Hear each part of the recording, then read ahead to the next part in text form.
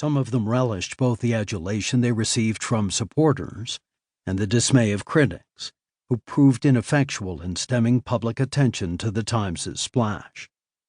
It quickly became clear that the 1619 project was a lot more than the initial publication of the magazine and the newspaper supplement. It was, and still is, a project in the fullest sense of the term. The Pulitzer Center partnered with the Times to plant a 1619 project curriculum in the nation's schools. Nicole Hannah-Jones, the architect of the 1619 project and author of its lead essay, went on a nationwide speaking tour and was met by friendly audiences. The Times not only heavily advertised the project, it seeded themes from the project in hundreds of news stories and columns. It added a podcast devoted to the project, and it used its weekly online newsletter, Race Related, to stoke the fire. Given the Times's status as the nation's newspaper of record and the lodestar for other news organizations, 1619 project themes and conceits began to appear everywhere in the nation's press, with or without explicit mention of the project itself. The larger aim of the 1619 project is to change America's understanding of itself. Whether it will ultimately succeed in doing so remains to be seen, but it certainly has already succeeded in shaping how Americans now argue about key aspects of our history. The 1619 project aligns with the views of those on the progressive left who hate America and would like to transform it radically into a different kind of nation.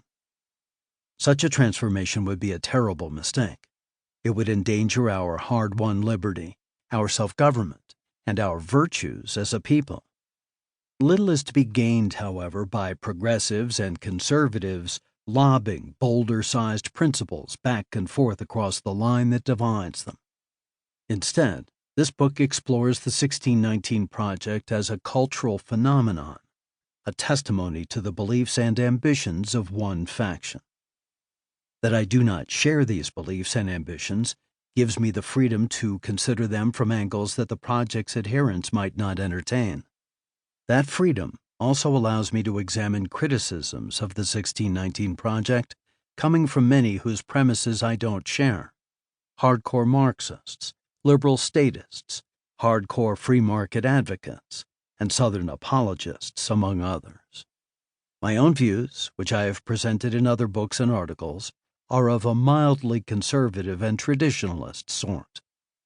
I regard the primary values of our nation as stated clearly in the second paragraph of the Declaration of Independence, namely, that all men are created equal, that they are endowed by their Creator with certain unalienable rights, that among these are life, liberty, and the pursuit of happiness, that to secure these rights, governments are instituted among men, deriving their just powers from the consent of the governed.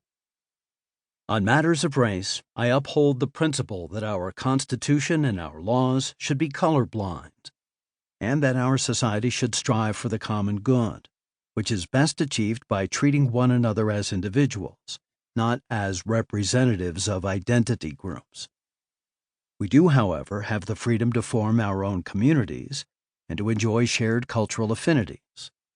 Race, in that sense, is not likely to disappear any time soon in a general cultural amalgamation. People will separate and divide themselves as often as people will appropriate from the cultural traditions of others.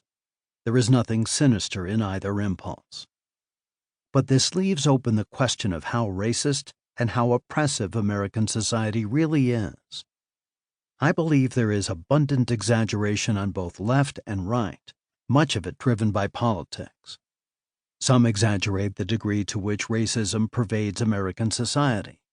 Some exaggerate the degree to which racism is a thing of the past that contemporary America has moved beyond. It is very difficult for most Americans to avoid exaggerating in one direction or the other. If you have experienced overt racism or seen it up close, it is likely to loom very large in your assessment of the nation. If you have not experienced racism firsthand, it is likely to appear to you to be merely a talking point for those who